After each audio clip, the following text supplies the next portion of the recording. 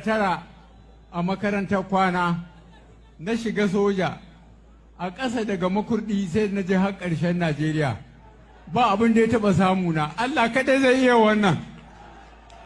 Saboda haka ina son ku ƙarfafa imaninku ku yi iyakar ƙoƙarinku, amana da aka ba ku riƙe da ta iyalinku, kada ku yi wasa da ita, kada ku ci amana. Abin duniya abin banza ne, saboda haka ku riƙe amana, ku riƙe iyalinku, ku riƙe jama'ar da aka sa a ƙarƙashinku, ku kuma ku bi jama'a da gaskiya.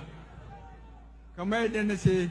ni ba ni da wani bayanin da ya fi in gaya muku kaɗan daga halin da na shiga ciki. Na shekara 80,